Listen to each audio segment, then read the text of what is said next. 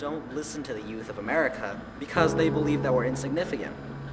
Now, what speech and debate does is that it lets us express that in a way that people will listen to us. The great thing about the event is that we can take experiences from our own lives that mean a lot to us, and we can turn them into our topics. So problems that we see in society, we can talk about them, and then this hopefully inspires people to change their views on stuff. Throughout my own life, I've let people walk all over me many times by being too nice. Letting people cut me in line at lunch, being called naive, getting all the work dumped on me in school projects. For example, my topic this year means a lot to me personally. It's about how nice people find it harder to be successful. So there was actually a certain event that inspired this. So over the summer, I was trying to, for this year, to get my schedule changed. I wanted to switch into a class, but the counselors told me that there wasn't room, that the class was too full. So they wouldn't let me get into it. But then my friends who went to the counselors, they brought their parents, and their parents yelled at the counselors, and they got their way. So I felt like you shouldn't be able to just throw a temper tantrum to get what you want.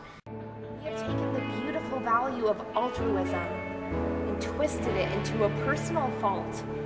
By not giving nice people a chance, we ensure that mean people succeed. This means that uncaring people make it to the top and represent us as our leaders. We need to start aligning our values and our actions. Hopefully through my speech I'll be able to inspire people, and hopefully changes will be made.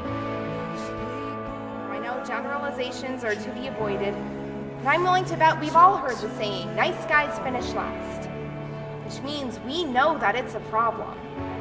So let's fix it. Debating both sides in debate really opens doors that I might not want to open because I don't like what's inside, but I have to do it. First, my value of education. What's important is that in the debate round, we are going to talk about education as the ultimate end of the debate round. So at the end of the debate, when you're signing your ballot, you want to look down and see who values the most education. And as we extend the Freire and Freire 2 cards, we understand education is an expression of freedom of your own speech and the freedom to choose your education rather than oppression. Now that's important because that is going to be the ultimate goal of the debate round. I have bias, I have my own personal feelings, but at the same time it lets me explore other options that I wouldn't normally explore. So if I was debating one side of the debate, I would have to research the other side. So I better understand my opponent, and my opponent better understands me. And that through debate, we can come together and have an academic discussion about both sides of an issue. We are talking about the education of America's youth. We need to reduce as much oppression as we can. America's youth does not deserve to have oppression put upon them. They deserve to have the freedom to choose their own education, the freedom to choose their own path in life.